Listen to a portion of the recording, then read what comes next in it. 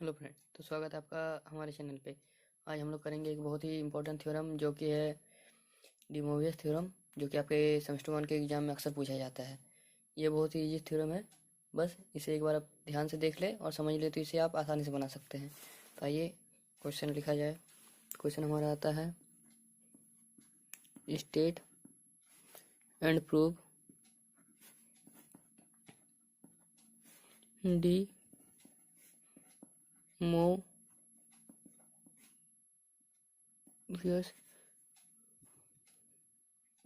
Theorem. तो हमने question लिख लिया है। अब इसका answer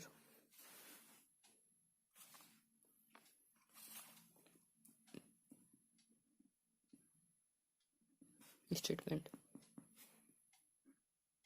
if n be an integer,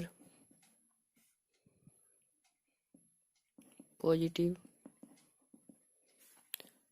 or negative, or sorry, the value of cos theta plus I sin theta whole to the power n is cos n theta plus I sin n theta, and if n be a fraction, positive or negative, then one of the value of cos theta plus I sin theta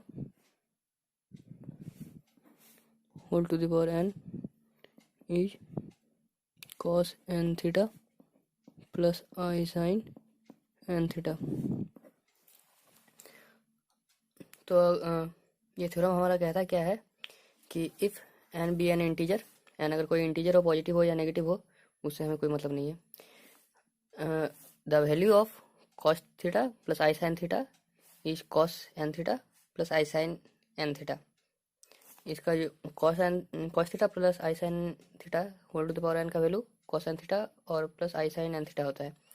और अगर ये fraction में हो, positive हो या negative, तो इसका एक वैल्यू, मेरे बात आप गौर कीजिएगा, इसका एक value cos theta plus i sine cos cos theta plus i sine theta whole to the power n is cos n theta plus i sine n theta होता है।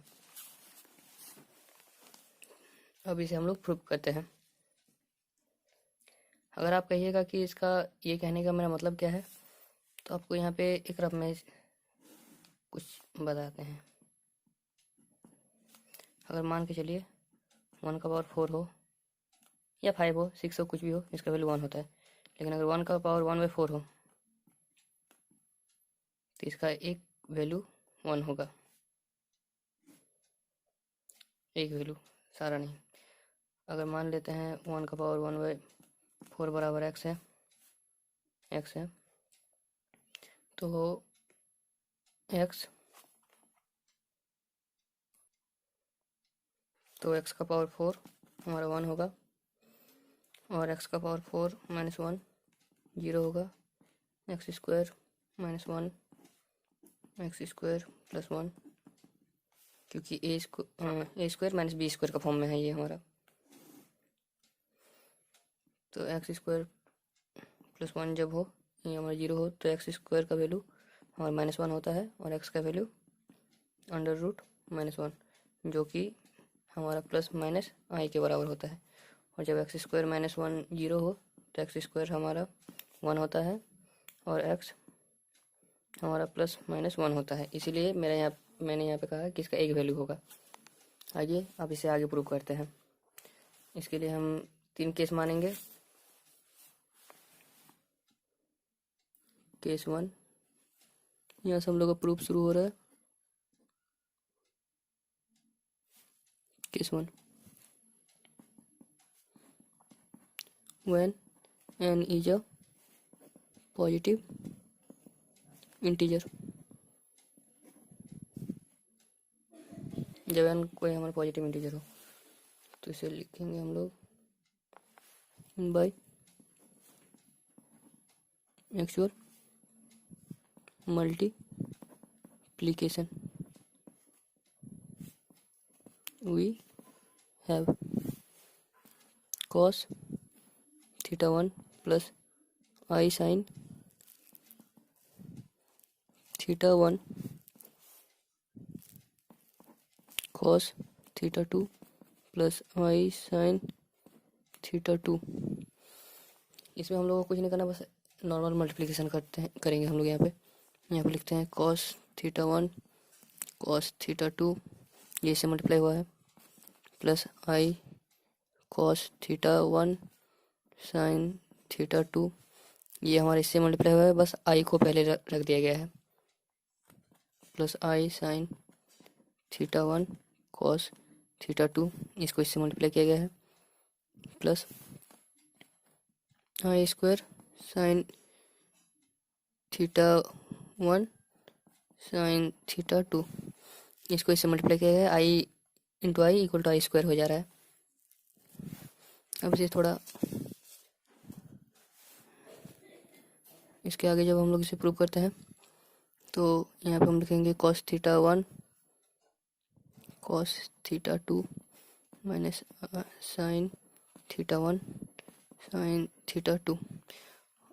देखिए यहाँ पे हमने क्या किया, इसको और इसको लिखा, आई स्क्वायर का वैल्यू -1 होता है, इसीलिए यहाँ पे माइनस आ गया, प्लस आई, इसको और इसको sign theta 1 cos theta 2 plus cos theta 1 sine theta 2। अगर आप ध्यान से देखें तो ये cos a प्लस बी का फॉर्मूला है और ये साइन a प्लस बी का फॉर्मूला है।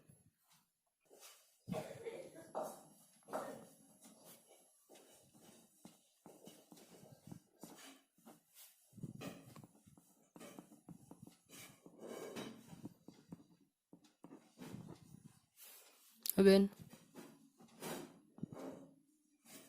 अगर हम लोग ये करेंगे, लेकिन अब एक टर्म बढ़ाएंगे, cos theta 1 plus i sine theta 1 cos theta 2 plus i sine theta 2 cos theta 3 plus i sine theta 3।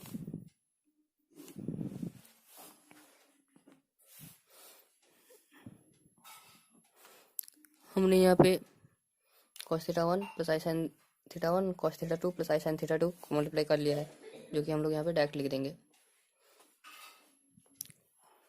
cos theta 1 plus theta 2 plus i sine theta 1 plus theta 2 cos theta 3 plus i sine theta 3। ये ऐसा ही यहाँ पे उतर गया।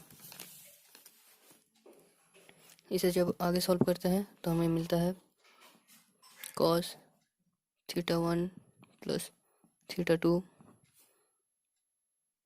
cos theta 3 plus i sine theta 3 cos theta 1 plus theta 2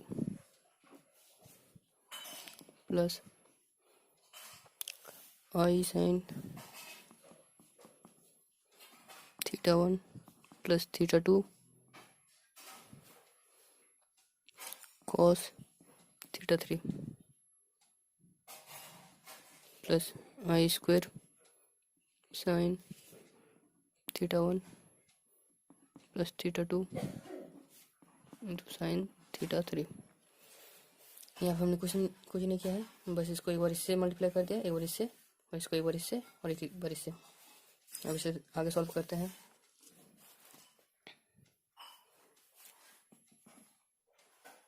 यहाँ पे हम लोग लिखेंगे cos theta 1 plus theta 2 into cos theta 3, ये माइनस ये, बस सेम तरीका। आई स्क्वायर है इसलिए -1, और -1 को आप लिखे ना लिखे बस साइन आ जाए कोई दिक्कत नहीं पड़ता है। Plus i sine theta 1 plus theta 2 cos theta 3 cos theta 1 plus theta 2 sine theta 3।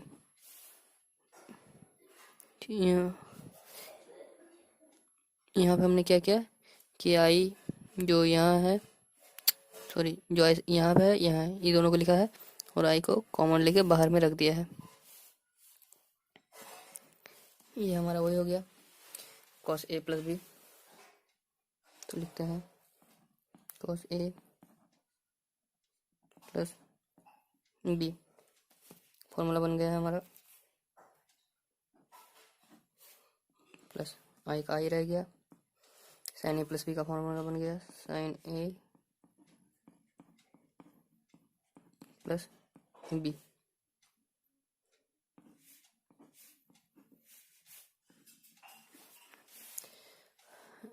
इसी तरह हम लोग एंड टर्म तक प्रोसीड करते हैं, लिख देते हैं यहाँ पे एंड प्रोसीडिंग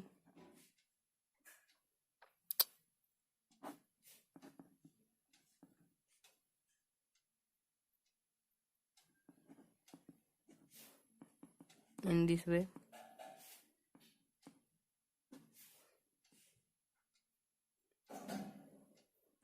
it follow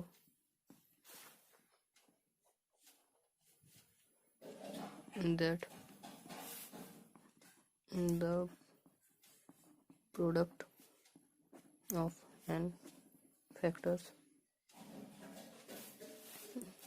जब n फैक्टर हो तो क्या होगा, कुछ नहीं बस सिंपल इसी तरह होगा cos theta 1 plus i sine theta 1 cos theta 2 plus i sine theta 2 dot dot dot dot डॉट cos theta n plus i sine theta n।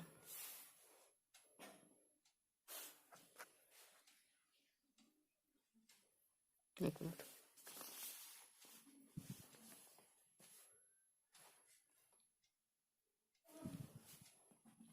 cos theta 1 plus theta 2 plus dot dot dot theta n i sine theta 1 plus theta 2 plus dot dot dot theta n। यहाँ तक इसी तरह होगा।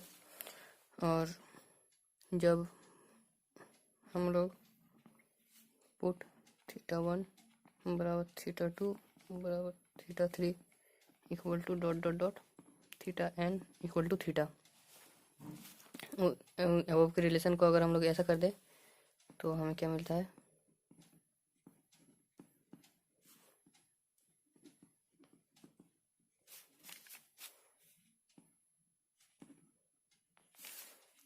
cos theta plus i sine theta whole to the power n equal to cos n theta plus i sine n theta. ये तो हमारा case 1 हुआ। अब केस 2 और case 3। Case 2,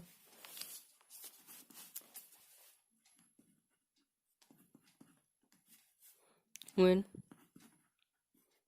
n is a negative integer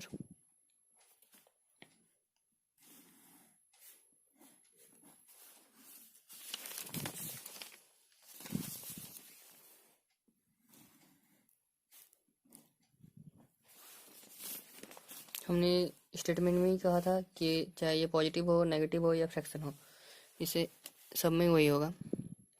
तो हमने पॉजिटिव के लिए तो निकाल लिया है, अब नेगेटिव के लिए let n equal to -m so that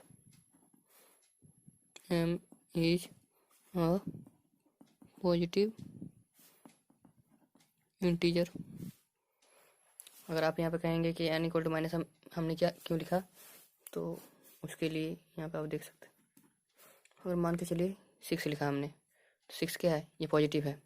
जब हम लोग यहाँ पे माइनस डालेंगे तब नहीं ये नेगेटिव होगा, यही कारण था n इक्वल टू -m लिखने का।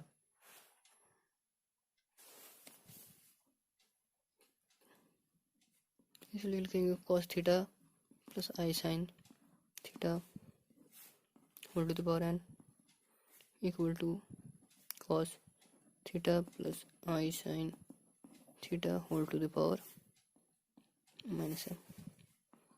माइनस है इसलिए हमारा क्या होगा, ये नीचे आ जाएगा, 1/, हो जाएगा cos theta plus i sine theta whole to the power m।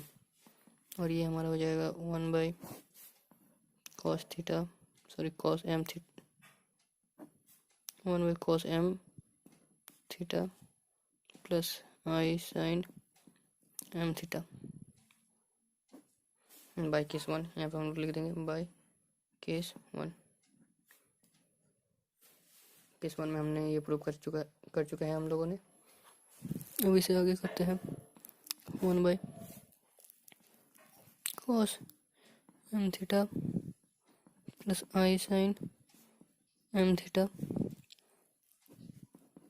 जब हम लोग इसे रेशनलाइज कर देंगे तो हमें मिलेगा cos m theta minus i sine m theta by cos m theta minus i sine m theta equal होगा cos m theta i sine m theta by cos square m theta plus i square sine square m theta. और हम जानते हैं कि आई square का value -1 होता है। हाँ, और एक चीज़ यहाँ पे देखिए a प्लस बी, यहाँ पे a माइनस बी, इसलिए a square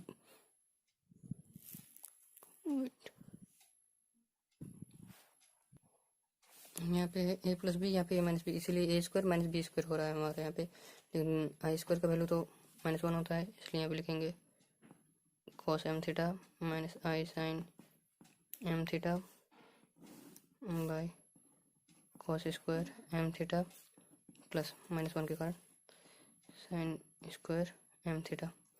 sine square theta plus cos square theta equal to 1 होता है, इसलिए इसे 1 कर देते हैं हम लोग। यहाँ पर लिखेंगे cos theta plus i sine theta whole to the power n। ये हमारा 1 हो गया, तो हमारा यही रिजल्ट सिर्फ बचा ना, cos m theta minus i sine m theta. इसे आगे लिखते हैं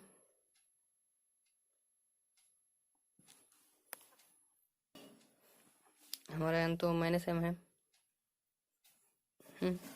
इसलिए यहाँ पे हम लोग लिखेंगे cos -m थीटा प्लस आप अभी क्यों कहिएगा कि क्यों मैंने लगाया, क्योंकि cos minus theta sine minus theta minus sine theta होता है, आई साइन m थीटा। आप लोगों को कन्फ्यूजन ना हो इसलिए यहाँ पे मैं लिख देता हूँ cos minus theta equal to cos theta और sine minus theta equal to minus sine theta, जो कि हमारा इक्वल हो गया cos n theta plus i sine n theta. हमने पहले ही लिखा लेट किया था कि let n equal to -m, इसीलिए हमारा 2 केस तो प्रूव हो गया। अब हमारे केस नंबर 3 की जब फ्रैक्शन हो तो case 3 when n is a fraction positive और negative.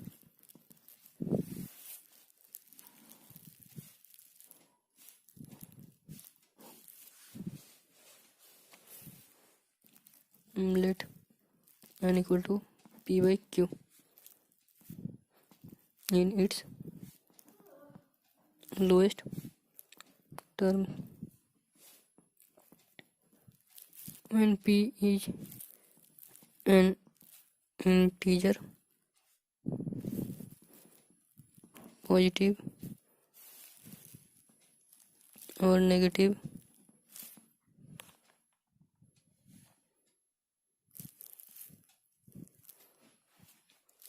q is a positive integer और देखिए हमारा एन पी बाई क्यू है, हमारा पी आज़ाद है चाहे वो पॉजिटिव हो या नेगेटिव हो, लेकिन क्यू सिर्फ हमारा पॉजिटिव होना चाहिए। अगर ऐसा ना हो तो कभी दोनों नेगेटिव हो जाने से पॉजिटिव हो जाएगा और ऊपर वाला पॉजिटिव रहा नीचे वाला नेगेटिव हो गया तो फिर नेगेटिव हो जाएगा, इसलिए यहाँ पे रिस्ट्रिक्शन लगाया जाता है। Now cos p by q theta plus I sin p by q theta whole to the power q equal to cos q p by q theta plus I sin q p by q theta। ये हमारा by case 1 से हमारा Q cut जा रहा है तो यहाँ पे हो गया cos p theta plus I sin p theta.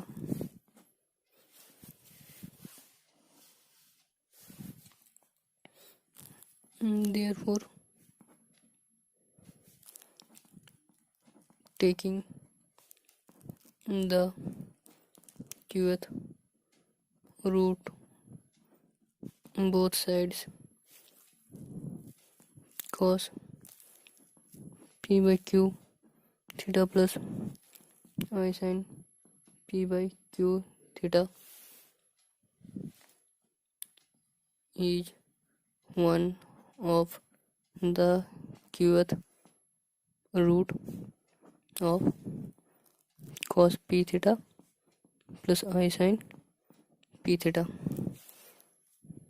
ये इसका एक रूट होगा, but cos p theta plus I sin p theta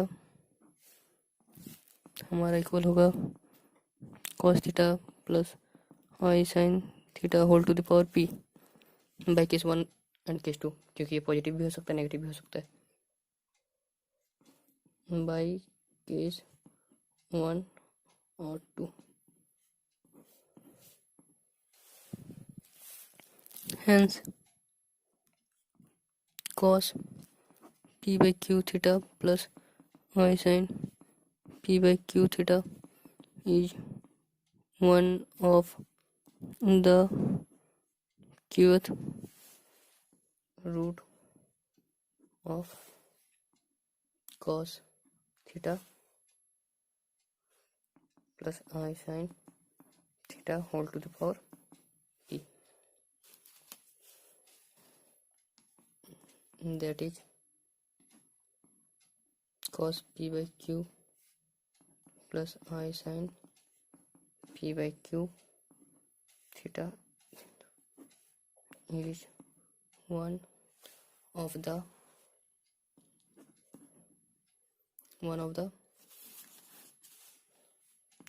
value of cos theta plus I sin theta whole to the power p by q, जो कि हमने पहले भी कहा था कि इसका एक वैल्यू होगा।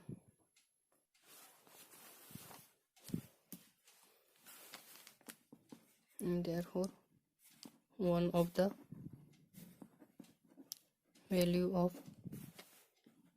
cos theta plus I sin theta whole to the power n is cos n theta plus I sin n theta। Has the theorem is proved, हमारा थ्योरम प्रूव्ड हो गया। अब दो चार इम्पोर्टेंट चीज़ जो कि हम लोग जान लेने से हमारा आगे क्वेश्चन सॉल्व करने में इजी होगा। ऑलरेडी वन है 1/cos theta plus y sin theta, जो कि हमारा होता है cos theta minus y sin theta. इसी तरह 1/cos theta minus y sin theta हमारा होता है cos theta plus y sin theta. Corollary 2 cos theta minus y sin theta whole to the power n हमारा होगा cos n theta minus y sin n theta. और corollary 3 sin theta plus i cos theta हमारा होता है i